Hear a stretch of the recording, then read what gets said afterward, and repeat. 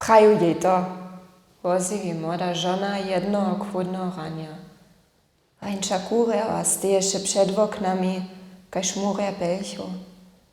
Nad blitkom nastajnym ze szminku, parfumowymi bleszkami a čikotom za fryzjerowanie skoči długi pokazowak czasnika na 12. Budzak zaszczaci. Kutnie, wupowiadam jej szo.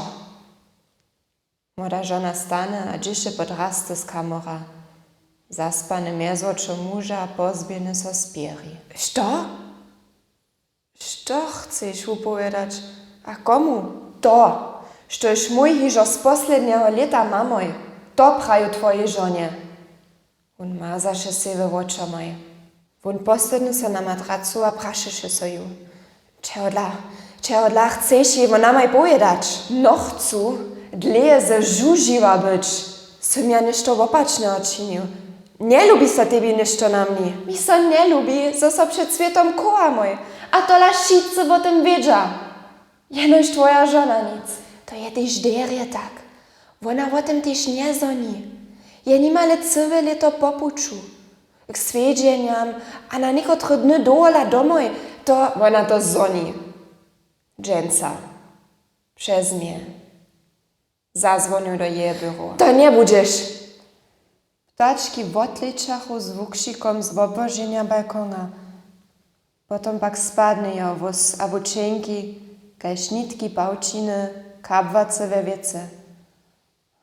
No chcę Ciebie zubić. Chcesz wszystko mieć, ale no chcesz za to zamówitość przełzać.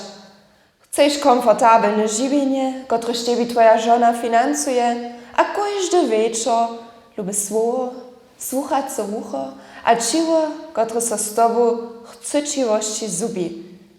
Mi to pak nie dosaha. Jsem młoda, a chcę żywienie z perspektywu. Chcę swojbu. Ahaj, wiem, zo twoju żonu miedla nie opuścisz. Na końcu tyś to odla, dokaż czwak twojej wutroby ju przeco jeszcze lubuje. Ciszina steje się między nimi. Tesak był rozkracz mu.